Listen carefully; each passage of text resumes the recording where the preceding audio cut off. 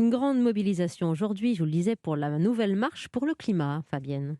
Plusieurs milliers de personnes à Paris pour le cortège qui est parti de la place de la République, alors qu'on s'interroge notamment sur la tenue ou pas d'un référendum pour inscrire dans la Constitution la préservation de l'environnement suite à la Convention citoyenne.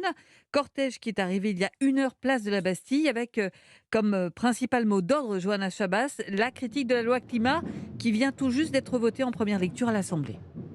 Oui, les dizaines de milliers de manifestants ont tous les mêmes slogans. Loi climat égale échec, loi climat, loi blabla. Beaucoup ici jugent ce texte insuffisant. Alma Dufour, des Amis de la Terre, regrette que seulement une petite partie des propositions de la Convention citoyenne ont été reprises telles quelles dans la loi. L'interdiction de la publicité sur les produits polluants, ça on l'a pas eu.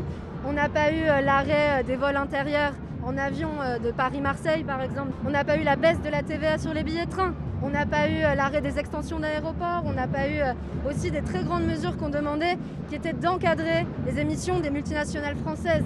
Et donc c'est pour ça qu'il manque absolument tout de cette loi. Toutes les grandes mesures sont absentes du texte. Dans le cortège, des syndicats et des associations comme L214, Greenpeace. Pour Camille Etienne du collectif On est prêt, ce texte est un gâchis. Elle attend plus du gouvernement. En fait, ils avaient un boulevard devant eux. Ils avaient 2022 où ils pouvaient se positionner réellement comme champions du climat, comme ils s'en vantent souvent. Ils avaient la majorité des Français qui soutenaient les mesures de la Convention citoyenne. Ils avaient une urgence et des scientifiques qui rappelaient qu'il était nécessaire d'agir. Ils n'avaient plus qu'à le faire et ce qui a péché, c'est un réel manque de volonté. Elle espère maintenant que le texte puisse être renforcé, dit-elle, soit pendant son passage au Sénat ou lors de sa deuxième lecture à l'Assemblée.